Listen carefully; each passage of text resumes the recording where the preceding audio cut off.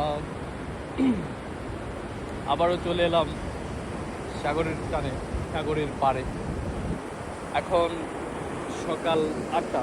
তো সূর্যোদয়ের সময়, সূর্যোদয়ের সময় তো আরও আগেই, তবে এখন যে টাইমটা চলছে সূর্যটা পূর্ব দিকে আছে।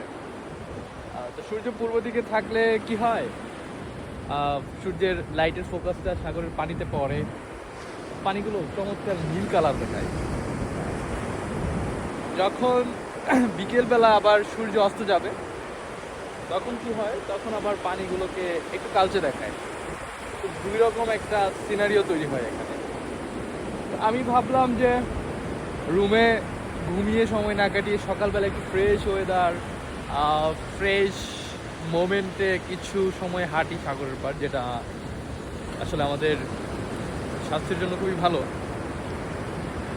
আমি যখন কক্সবাজারে থাকতাম তখন আমি আসলে খুব কনফিডেন্ট ছিলাম আমার হেলথ নিয়ে, যে কখনোই মনে হয় আমার সহজে কোনো ওষুধ বিষুধ, জ্বর ঠান্ডা এগুলো লাগবে না।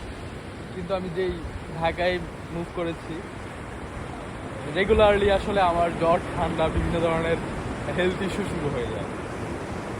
ডক্টরের পিছনে দৌড়াতে হয় খালি। এই জিনিসগুলো আসলে আমাকে খুব পীড়া দেয়। ঢাকার ওয়েদারটা আসলে কখনোই আমার ভালো লাগে না। এই যে কক্সবাজারে এলাম, শুক্র শনি রবি সোম, আজকে 4 দিন হলো। এখন পর্যন্ত আমার তেমন কোনো সর্দি বা ঠান্ডা এই ধরনের প্রবলেম ফেস করিনি। আজকে একটু একটু খুশখুশি লাগছে গলাটা। এখন মেবি পানি এদিকে আসতেছে, জোয়ারের মতো মনে হচ্ছে, পানির ঢেউগুলো একটু বড় বড় আকার আছে।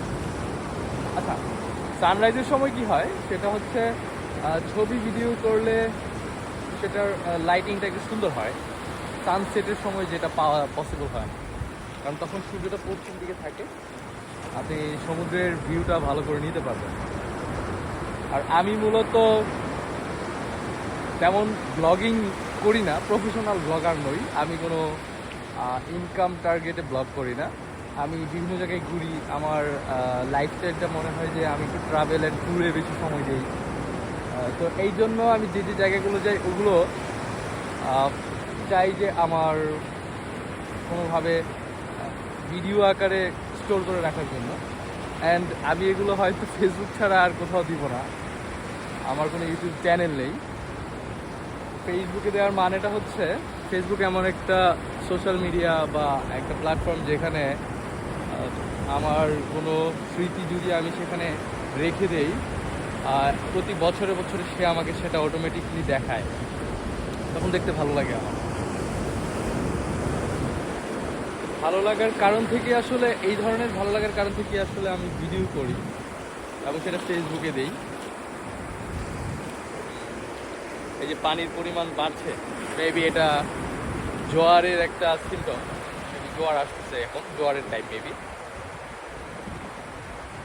পুরো বিচ খালি, কোনো মানুষ নেই। দেখাই ঘুরে ঘুরে, এইটা হচ্ছে ইনানির কাছে এবং কলাতলি থেকে অনেক দূরে, টেকনাফের দিকে। ইনানির পয়েন্টটা হচ্ছে ওই যে ওইদিকে। ইনানি বিচে আবার অনেক পাথর টাথর থাকে, এই জায়গাটা একদম নিট অ্যান্ড ক্লিন। এখানে কোনো পাথর নেই, অতিরিক্ত কোনো শামুকের খোলস নেই, একদম পরিষ্কার বিচ। আমি যদি দেখাই চতুর্দিকে, পরিষ্কার একটা বিচ।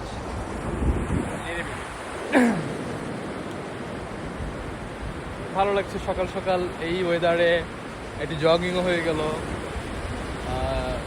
সাগরের যেই অপরূপ জলের সৌন্দর্য, ব্লু ওয়াটার, অ্যান্ড হচ্ছে তার যেই গর্জনের শব্দ, সুন্দর একটা মৃদুমন্দ বাতাস, সব মিলে মানে কি বলবো, মানে একবারে চমৎকার একটা পরিবেশ।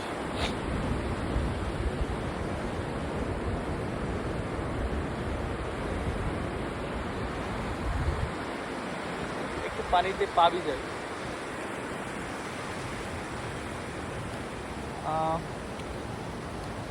আমার সাথে আসলে এখন কেউ আসেনি, কারণ সবাই রুমে ঘুমাচ্ছে হোটেলে। এই ঝিনুকগুলো কত বড় হয়ে আছে, এবং এখানে ছোট ছোট রিপ কারেন্ট তৈরি হচ্ছে। একটা ঢেউ আসার পর পরবর্তী আরও দুটো ঢেউ যখন চলে আসে, এই ঢেউটা ব্যাক করার সময় কী হয়, এক ধরনের ত্রিমুখী কারেন্ট তৈরি হয়, রিপ কারেন্ট যেটাকে আমরা বলি। এই রিপ কারেন্টগুলো সেন্ট মার্টিনে অনেক বেশি।